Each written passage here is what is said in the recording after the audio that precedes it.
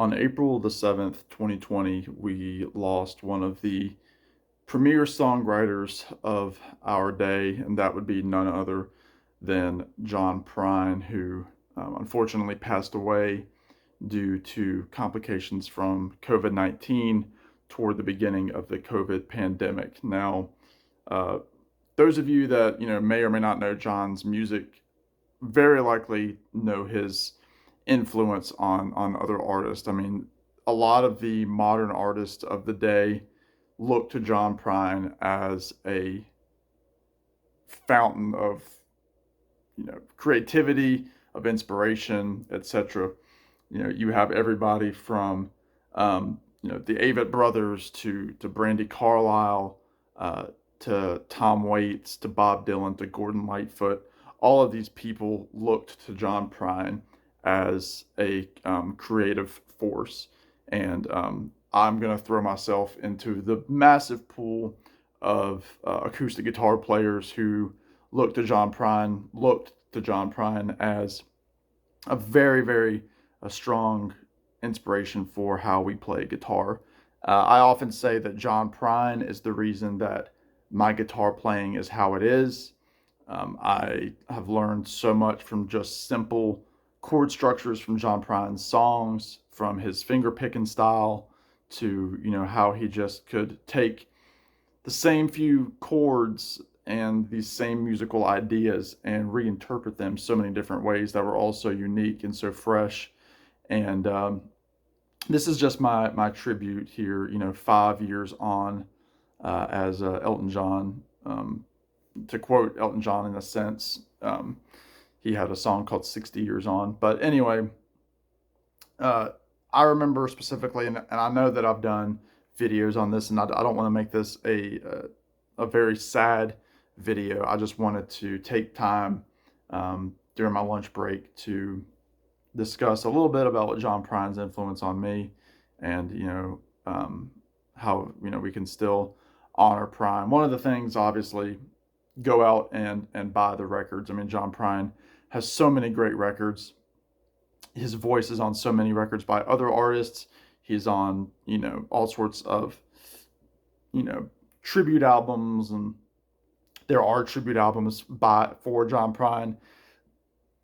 There were two albums called Broken Hearts and Dirty Windows, volumes 1 and 2, that are both very, very good. It's just a bunch of modern contemporary artists like Jim James from My Morning Jacket, Brandy Carlisle, the Avett Brothers, Josh Ritter, um, another Lamb Chop, people that from all walks of life that look to Prine as yeah, a figurehead, a staple in their songwriting careers. Now, I remember specifically April 7th, 5 years ago.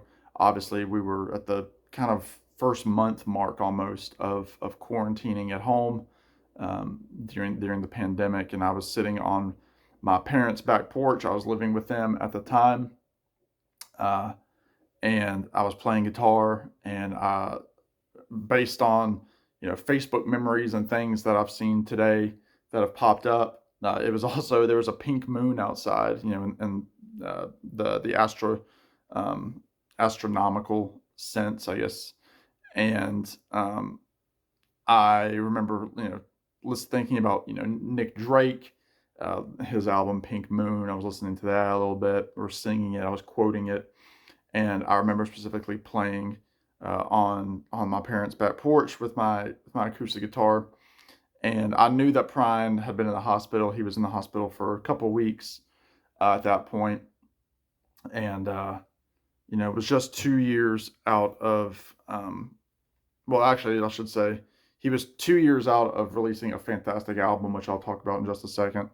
But I was only a few months past having seen him for the one and only time. My mom and I were able to see him in November of 2019. One of the last few shows that I saw before the COVID pandemic kicked in, and I remember that being just such a special night that I got to see Prine, see him do some of my favorite tunes, and to be there with my mom, who got me into John Prine, who was a big John Prine fan in her college days. She was able to see him, I think, 3 times total, maybe 4. And yeah, just a really special time to see Prime do his thing. And I remember sitting on the back porch. My mom came out and she told me the news. I wasn't looking at my phone at the time, but her and Dad were watching the news, I think, or she saw it on her phone. Whatever it was, I remember just feeling absolutely gutted. And it was already nighttime outside. I remember just kind of looking out over their backyard through the screened-in porch, and just taking that time to you know comprehend the fact that we lost this guy who was kind of hitting a creative resurgence. And with that, I'll mention he put out this album, The Tree of Forgiveness, in 2018. It ended up being his final album, produced by Dan Auerbach, I believe, from the Black Keys, as well as there are other people on here, like Pat McLaughlin has songs on here. Jason Isbell is on this record. Brandi Carlile is on this record. So many artists that look to Prine as an influence. And this came out on Prine's label, Oh Boy Records. And this is my favorite John Prine album. This is the album that kind of really reintroduced me to Prine after knowing a lot about Prine, but then, digging into the deeper cuts that weren't on like the greatest hits or like the best packages that he had out. But this is a short little album. It's about 30 something minutes. Look up the songs: Summer's End, Boundless Love, and Knocking on Your Screen Door. 3 very different songs, all pure Prine. And I just adore this album so much. And very poignantly, the last tune on this album is called When I Get to Heaven. So I mean, what a better way to close out a career. And he opened his career with this nearly perfect debut album. I mean, these are all songs that Prime would end up playing live, really, for the remainder of his career. It's got liner notes. He was discovered professionally by Chris Christopherson, the songwriter. But you have stuff on here like Illegal Smile, Spanish Pipe Dream, Paradise, Angel from Montgomery, Far From Me, Hello in There, Sam Stone. Just so many songs that ended up becoming just huge staples for John Prine's repertoire. I actually just listened to this before doing this video.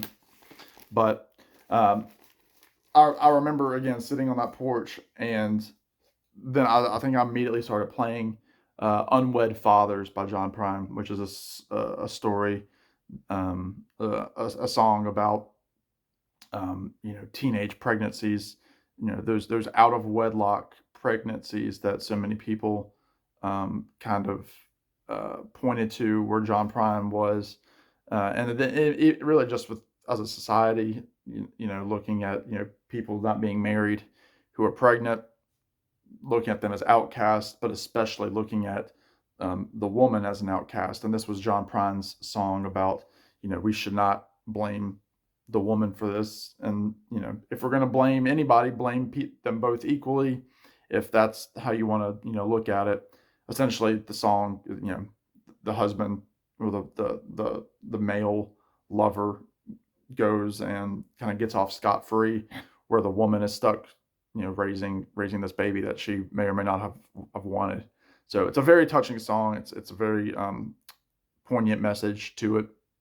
And I remember playing that and getting teary-eyed as I was playing it. And really, ever since, I've been trying to learn Prine songs on the guitar.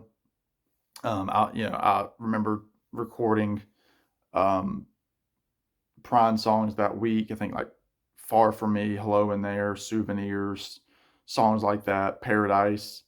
And Paradise is still a song that I close out most of my gigs with when I play out. So that's a very special song to me. But not much else more to say on this that hasn't already been said over the last few years of me doing YouTube. I just wanted to take the few minutes to honor Mr. John Prine, and just express my gratitude for his music. And I hope you all, at least try out a couple of John Prine songs today, or, if you've never heard him, give that first record a try, that self-titled. You might find something you like if you like that kind of singer-songwriter style of music. But thank you all for watching. I really do appreciate it. Leave comments below if you got to see John Prine, if you have a favorite John Prine record, and let me know your memories of Mr. Prime. All right, everybody, that does it. Y'all be good. Take care. We'll see you in the next one. Bye now.